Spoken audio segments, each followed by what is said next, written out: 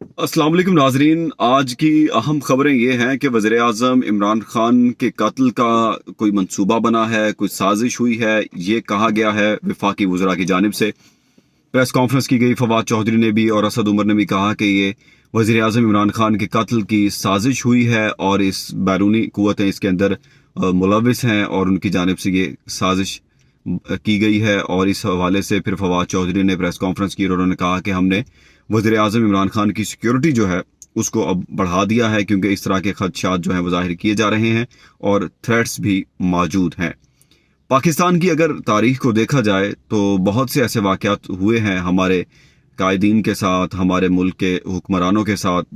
बहुत दफ़ा ऐसा हुआ है और ये कोई नई बात नहीं है, लेकिन अब इस तारीख को बदलना चाहिए। इस रिवायत को रिपीट नहीं होना चाहिए, इसको बदलना चाहिए और इसके खिलाफ एक स्टैंड लेना चाहिए कि क्यों बाहर की जो मुदाखलत हमारे मुल्क में होती है, क्यों सुपर पावर्स जो हैं हमारे मुल्क के अंदर मुदाखलत करती हैं और किसी को भी ख़रीद लेती हैं और उनको हुक्मरान जमात के ख़िलाफ़ खड़ा कर देती हैं।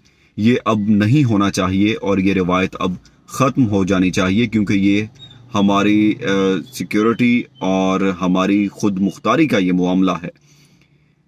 ऑपोजिशन ठीक है, खिलाफ होता है, राय में मुखालफत होती है, अपनी अपनी पॉलिसीज़ डिफरेंट होती हैं, हर जमात की अपनी पॉलिसी होती है और उनके अपने प्रोजेक्ट्स होते हैं और अपना एक तरीक़ेकार होता है। ये एक अलग बात है।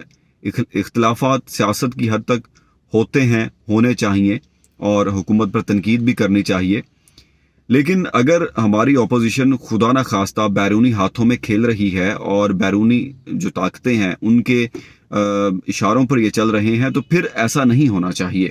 इन सब को भी सोचना चाहिए कि क्या ये रवायत ठीक है, क्योंकि कल इनके खिलाफ भी कोई इस तरह की ताकत किसी और को इस्तेमाल कर सकती है। जब इनमें से कोई हुक्मरान बनते हैं तो ये साजिशों का जो सिलसिला है ये इसी तरह बाकायदगी से चलता रहता है। तो इसके ऊपर सोचने की ज़रूरत है। हमारे इदारों को भी इसके ऊपर नज़रसानी करनी चाहिए और इस चीज़ का एक्शन लेना चाहिए कि आया ये सब क्यों हो रहा है, क्यों हमें हमारे जो अंदरूनी जो मामलात हैं मुल्क के, उनके अंदर इस तरह की मुदाखलत की जा रही है, हमारी फ़ॉरेन पॉलिसी के अंदर क्यों मुदाखलत की जा रही है। हमारी मर्ज़ी है हम जिससे ताल्लुकात बनाएं, जिससे ना बनाएं।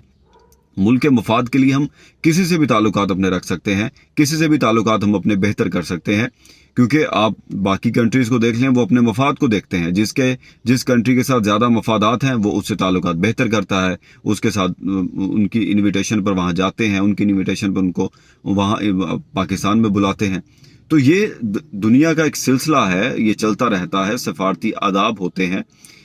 तो इन मामलात के ऊपर हमारे जो इक़्तिदार के लोग हैं, जो हमारे इदारे हैं, उनको इसके ऊपर गौर व फिक्र करना चाहिए और अब इन रवायात को बदलना चाहिए, क्योंकि अब कौम वो कौम नहीं रही। कौम के अंदर अवेयरनेस आ गई है, हमारी कौम अब पढ़ लिख चुकी है, हमारी कौम के अंदर अब सोशल मीडिया आ चुका है। हर किसी को हर चीज़ की खबर जो है वो सेकंड्स के अंदर, मिनट्स के अंदर मिल जाती है।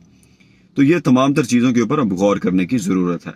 दूसरी जो अहम चीज़ है वो ये है कि शेख रशीद की जानिब से आज कहा गया है कि रमज़ान शरीफ के बाद इलेक्शंस जो हैं वो भी हो सकते हैं। उस हवाले से भी मामलात को देखा जा रहा है कि रमज़ान शरीफ के फ़ौरन बाद इलेक्शंस करवा दिए जाएं और 2022 जो है वो दो इलेक्शंस का साल हो। इस चीज़ के ऊपर भी गौर किया जा रहा है। ये भी एक अहम डेवलपमेंट होगी, क्योंकि अगर मुल्क नए इलेक्शन की तरफ जाता है तो फिर एक नया सिलसिला चल निकलेगा। बजट के बाद इलेक्शंस होंगे या बजट से पहले होंगे, तो ये तमाम तर जो मामलात हैं इनको देखने की ज़रूरत है। क्योंकि अगर जो भी इस टाइम के अंदर, इस क्रूशल टाइम के अंदर, इस महंगाई के दौर के अंदर कोई भी हुकूमत आए, कोई भी हुक्मरान आए, कोई भी वज़ीर आज़म आ जाए, तो उनके लिए इन तमाम तर मुल्की मामलात को अब चलाना और महंगाई को फ़ौरन कोई आकर बिल्कुल भी कम नहीं कर सकता। क्योंकि आज भी पेट्रोल के हवाले से जो है समरी गई है और उसमें काफ़ी ज़्यादा पेट्रोल की जो कीमत है उसको बढ़ाने की बात की गई है। तो ये किस तरह मामलात को लेकर चला जाएगा, क्योंकि साल एक रह गया है। अगर इस हुकूमत को टाइम मिल जाता तो शायद ये अपनी पॉलिसीज़ के ऊपर अमल दरामद कर पाते, अपने प्रोजेक्ट्स को कंप्लीट कर पाते और उसके बाद नया इलेक्शन होता, फिर अवाम जिसको मैंडेट देते वो हुक्मरानी में आ जाते। تو اب بھی یہ خبریں آ رہی ہیں کہ قبل از وقت الیکشنز ہو جائیں گے. 2022 الیکشنز کا سال ہے.